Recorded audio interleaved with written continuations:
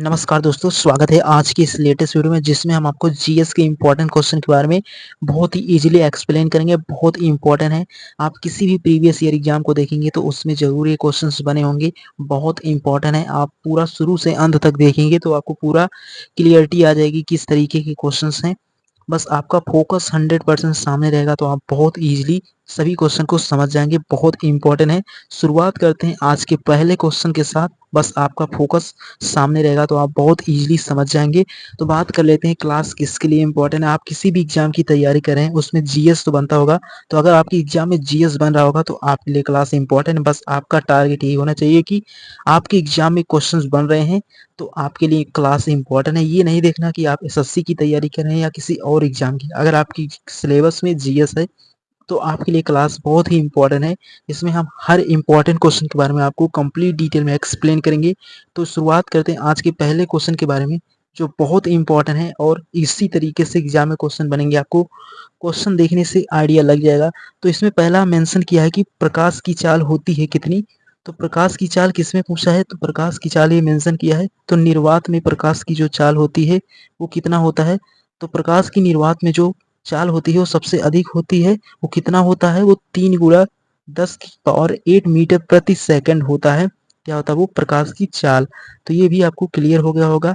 तो इसी तरीके से आपकी एग्जाम में पूछेगा जो प्रकाश की चाल होती है वो कितना होता है, तो वो पूछेगा निर्वात में। तो निर्वात में जो प्रकाश की चाल होती है 3 गुणा 10 की पावर 8 मीटर प्रति सेकंड। यानी कि जो सन की किरण होती है जब वो पृथ्वी पर आती है तो जो निर्वात होता है वहां पर इसकी चाल इतना होती है। तो सबसे अधिक निर्वात में ही प्रकाश की चाल होती है। बहुत इंपॉर्टेंट है। एंड उसके आगे क्वेश्चन के बारे में बात करें।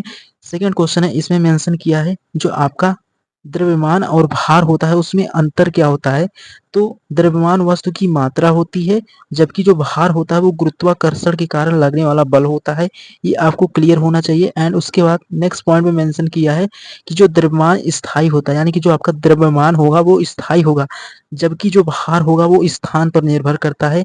ये भी बहुत इंपॉर्टेंट पॉइंट है जो आप बहुत इजीली समझ गए होंगे। बहुत इंपॉर्टेंट है। बढ़ते हैं इसके आगे वाले क्वेश्चन के बारे में। तो तीसरा क्वेश्चन है, न्यूटन के गति के प्रथम नियम को क्या कहते हैं। तो न्यूटन का जो पहला नियम था उसे जड़त्व का नियम भी कहते हैं। बहुत इंपॉर्टेंट है। तो ये आप बहुत इजीली समझ गए होंगे। न्यूटन के प्रथम नियम को जड़त्व का नियम कहते हैं। ये आपको क्लियर होना चाहिए। बहुत इंपॉर्टेंट क्वेश्चन था, सीधे एग्जाम में बनेगा। एंड उसके बाद अगला क्वेश्चन बात करें तो यहाँ पर पॉइंट भी मेंशन किया है, ये आपको क्लियर होने चाहिए। बहुत इंपॉर्टेंट पॉइंट है। तो यहाँ पर मेंशन किया है यदि कोई वस्तु विराम या गति में है तो वह तब तक उसी स्थिति में रहेगी जब तक उस पर कोई बाहर से हम बल नहीं लगाएंगे। ये न्यूटन की गति के प्रथम नियम को बताता है और इसको हम क्या किस नाम से जानते हैं, तो उसका नाम जो होता है वो जड़त्व का नियम होता है। और जब कोई वस्तु विराम है या गति है जब तक आप उस पर कोई बाहर से बल नहीं लगाएंगे तो स्थिति में परिवर्तन नहीं होगा। ये पॉइंट भी इसमें होता है। तो ये भी क्वेश्चन आप बहुत इजीली समझ लोगे। बहुत इंपॉर्टेंट है। एंड उसके आगे फोर्थ क्वेश्चन पर बढ़ते हैं। तो इसमें पूछ रहा है कि जो कार्य का मात्रक क्या होता है। तो कार्य का मात्रक आपका सिंपली जूल होता है। तो एक जूल क्या होता है, एक जूल में हमारा 1 न्यूटन इंटू 1 मीटर जो होता है वो 1 जूल का निर्माण करता है। ये भी आपको क्लियर होना चाहिए कि जो आपका 1 जूल होता है ना वो 1 जूल आपका 1 न्यूटन मल्टीप्लाई 1 मीटर से ही 1 जूल का निर्माण होता है। ये भी क्लियर होना चाहिए। तो ओवरऑल इसी लेवल के क्वेश्चंस बनेंगे। बहुत इंपॉर्टेंट है। तो उम्मीद करता हूँ आप चारों क्वेश्चन बहुत इजीली समझ गए होंगे। आपको फिर भी कोई डाउट हो तो कमेंट बॉक्स में पूछ सकते हैं। बहुत इंपॉर्टेंट है। तो बढ़ते हैं इसके आगे वाले क्वेश्चन के बारे में जो कि और इंपॉर्टेंट क्वेश्चन है। उसके बाद अगला पांचवा क्वेश्चन है। इसमें मेंशन किया है कि उष्मा का एसआई मात्रक क्या होता है। तो उष्मा का जो एसआई मात्रक होता है वो जूल होता है। और यह जो जूल है ये उष्मा का एसआई मात्रक होता है और यह उष्मा ऊर्जा का मात्रक है।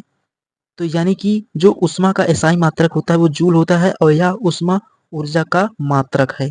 तो इस तरीके से आप इस पॉइंट को भी समझ के होंगे। बहुत इंपॉर्टेंट है। ये भी पॉइंट यहाँ पर मेंशन किया है। ये भी पॉइंट इंपॉर्टेंट है।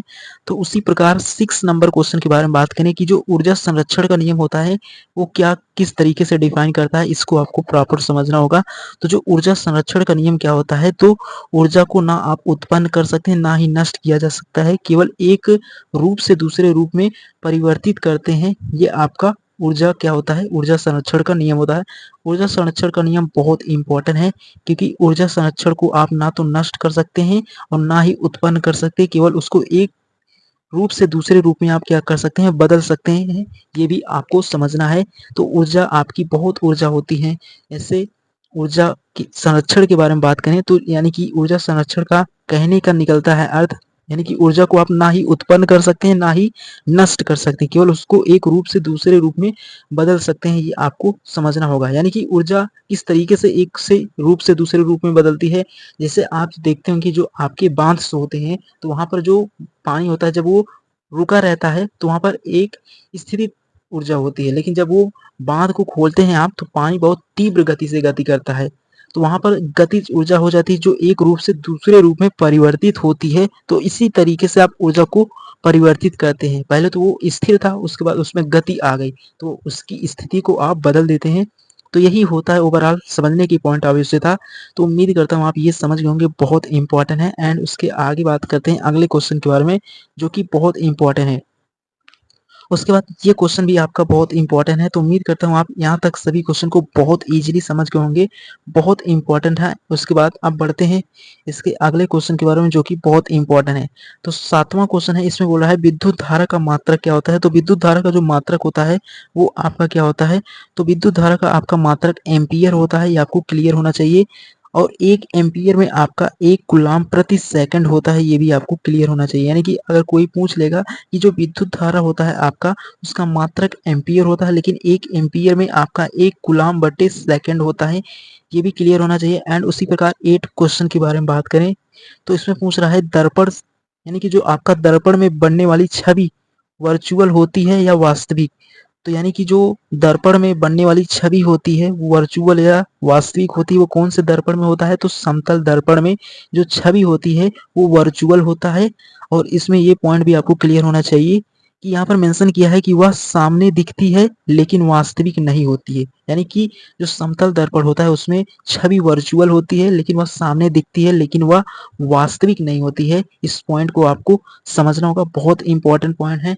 तो उम्मीद करता हूँ आप 8 क्वेश्चन को बहुत इजीली समझ गए होंगे, बहुत इंपॉर्टेंट है। सभी एग्जाम में यहाँ से क्वेश्चन बनेंगे, आप किसी भी प्रीवियस ईयर एग्जाम को देखेंगे तो जरूर आपको यहाँ से 1-2 क्वेश्चन देखने को मिलेगा। अगर आपकी एग्जाम में यहाँ से एक भी क्वेश्चन मिल जाता है तो आपके लिए ये सेशन बहुत ही हेल्पफुल रहेगा, बहुत ही इंपॉर्टेंट है।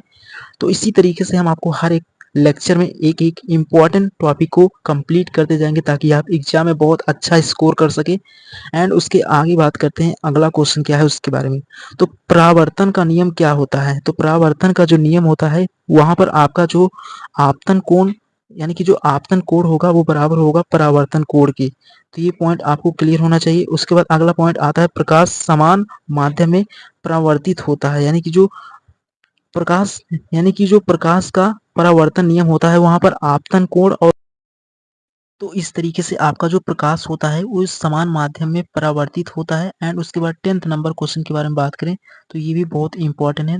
10th नंबर में पूछ रहा है कि जो न्यूटन का तीसरा नियम है वो क्या होता है, तो प्रत्येक क्रिया के समान और एक विपरीत एक प्रतिक्रिया होती है, जिसे न्यूटन का तीसरा नियम कहते हैं। और फोर्स हमेशा जोड़े में, यानी कि जो फोर्स होता है आपका हमेशा वो जोड़े में कार्य करते हैं, ये भी यहाँ पर मेंशन किया है। तो इस तरीके से न्यूटन का जो तीसरा नियम होता है वो प्रत्येक क्रिया के समान और विपरीत एक प्रतिक्रिया होती है, इसे न्यूटन का तीसरा नियम कहते हैं। तो उम्मीद करता हूँ आज के 10 क्वेश्चन आप बहुत इजीली समझ गए होंगे, बहुत इंपॉर्टेंट है। इसी तरीके से आपके एग्जाम में क्वेश्चंस बनते हैं, जो आप प्रीवियस ईयर एग्जाम देखेंगे तो उसमें क्वेश्चंस बनते हैं। तो उम्मीद करता हूँ आज के लेक्चर को आप बहुत इजीली समझ गए होंगे, बहुत इंपॉर्टेंट है। तो उम्मीद करता हूँ आप सभी पोर्शन बहुत इजीली समझ गए होंगे और आपका फोकस सामने रहा होगा। मिलेंगे नेक्स्ट लेक्चर में, जहाँ पर इसके आगे एक नए टॉपिक के बारे में आपको कंप्लीट डिटेल में एक्सप्लेन करेंगे, जो कि एक नया टॉपिक होगा, जहाँ पर आपको एक नए टॉपिक के बारे में कंप्लीट डिटेल में समझाएंगे। आपको कोई भी डाउट हो तो कमेंट बॉक्स में पूछ सकते हैं, और आपको सेशन सही लगा हो तो अपने सभी फ्रेंड के साथ भी शेयर करना, ताकि